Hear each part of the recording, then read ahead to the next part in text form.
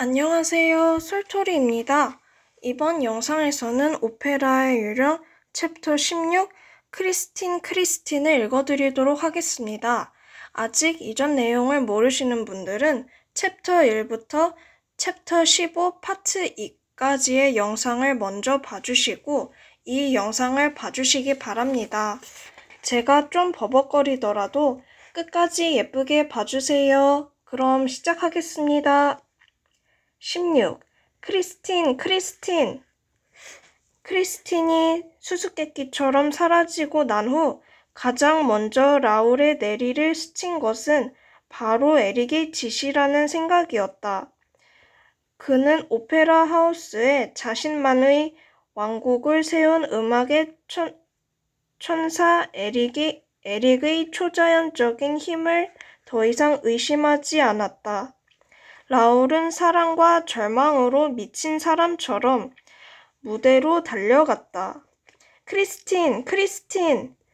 라울은 괴물에게 끌려간 크리스틴이 지하에서 자신을 부르는 소리가 들리기라도 하는 것처럼 그녀의 이름을 불렀다. 크리스틴! 무대 바닥에서 그녀의 비명소리가 들리는 것 같았다. 그는 몸을 숙여 귀를 기울이다가 정신 나간 사람처럼 무대를 걸어 다녔다. 어둠의 구멍으로 내려가는 입구는 전부 막혀 있었다. 아무도 내려가지 못하도록 무대 아래로 이어지는 계단을 전부 봉쇄하라는 지시가 있었던 것이다. 크리스틴! 사람들은 웃으면서 그를 밀치고 조롱했다. 사랑에 빠진 나머지 미쳐버렸다고 생각했다. 에릭은 자신만 아는 어떤 수수께끼 같은 통로로 순수한 영혼을 가진 그녀를 끌고 간 것일까? 루이 필리프 풍의 방이 있고 호수가 바라다 보이는 끔찍한 소굴로 크리스틴, 왜 대답이 없어? 살아있어? 끔찍한 생각이 라울의 머릿속을 스쳐갔다. 에릭은 이미 모든 것을 알아차렸을 것이다. 크리스틴이 자신을 속였다는 것도. 얼마나 끔찍한 복수가 기다리고 있을까? 라울은 전날 밤 발코니를 서성거리던 2개의 노란 별을 떠올렸다. 왜 그때 끝장내 버리지 못했을까? 어둠 속에서 별이나 고양이 눈처럼 빛나던 그 눈은 분명히 사람의 눈이었다.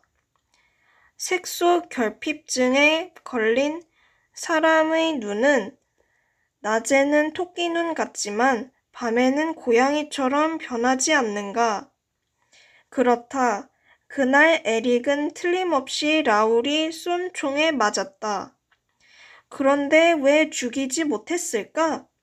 그 괴물은 고양이나 강도처럼 빗물바지 홈통을 타고 위로 도망쳤다. 에릭은 원래 라울을 함정에 빠뜨릴 생각이었겠지만 부상을 입자 도망쳐서 불쌍한 크리스틴을 노린 것이 분명했다. 라울은 가혹한 생각으로 괴로워하며 크리스틴의 분장실로 달려갔다. 크리스틴!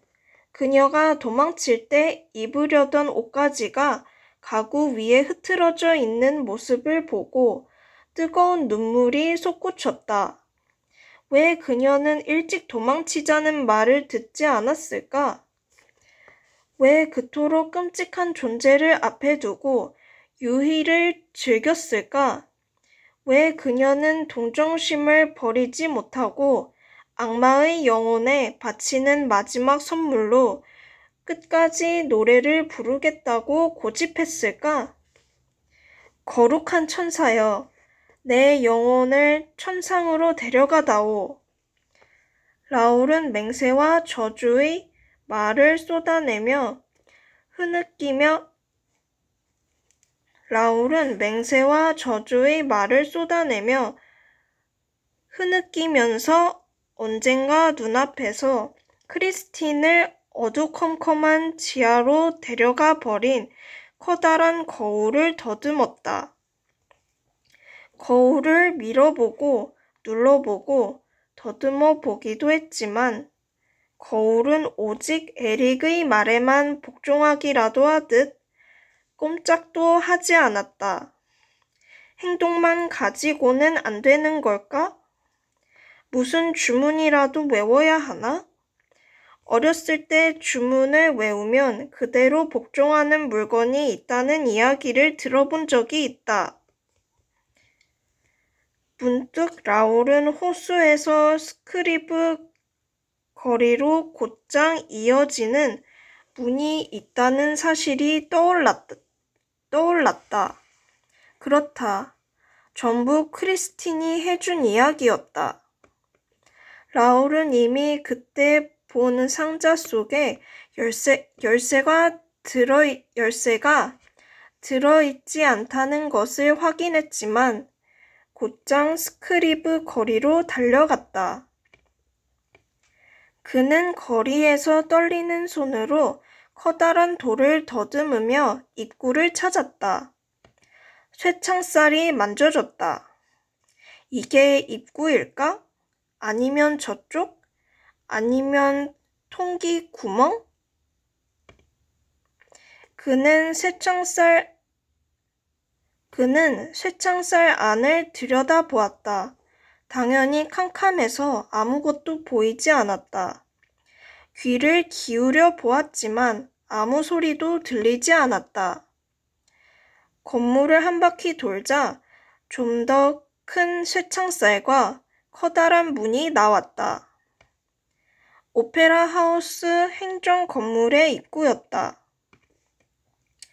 라울은 관리실로 달려갔다. 실례합니다, 부인. 스크리브 거리로 이어지는 문이나 쇠창살 또는 구멍이 어디 있는지 아십니까? 호수로 이어지는 문이에요.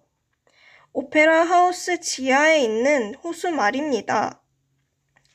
지하에 호수가 있다는 건 알지만 호수로 이어지는 문은 모르겠네요. 모르겠네요. 가본 적이 없어서요. 스크리브 거리는요? 스크리브 거리는 가보셨나요?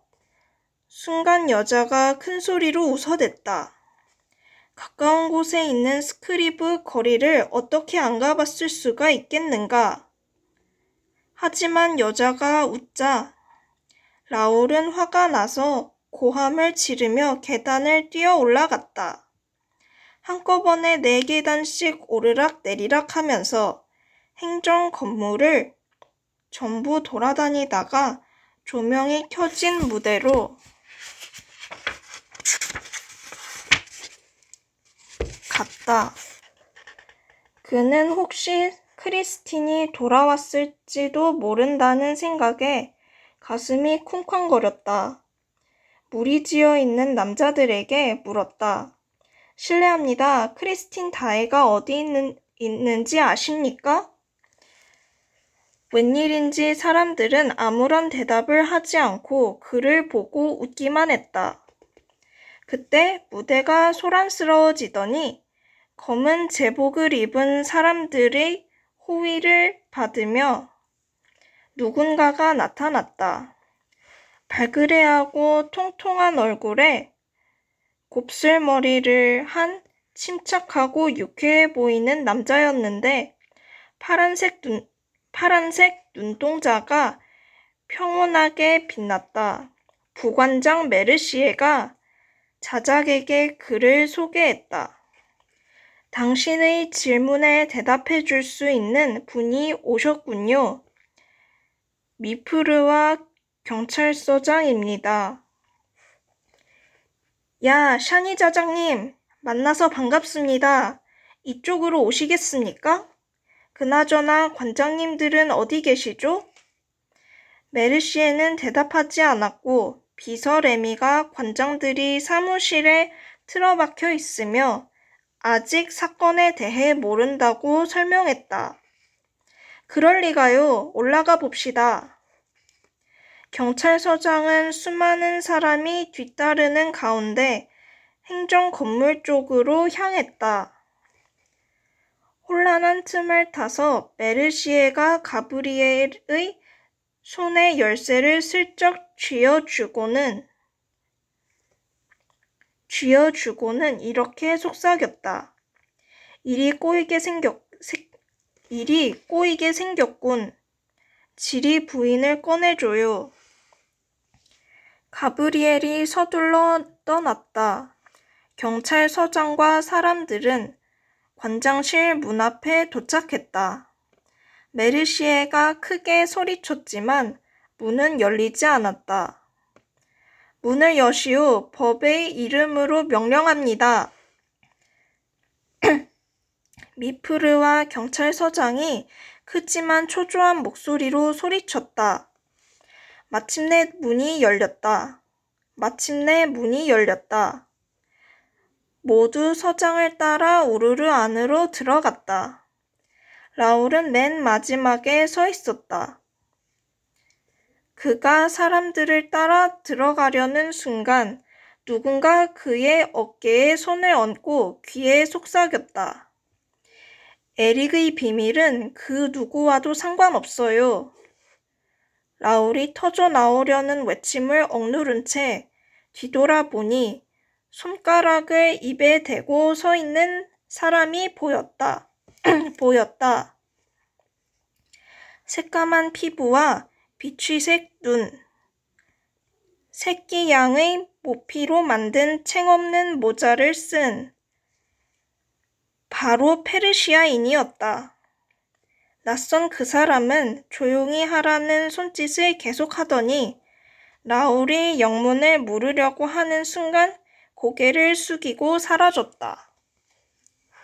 이번 이야기는 여기까지입니다. 끝까지 들어주셔서 감사합니다. 그럼 다음 이야기로 봐요. 안녕.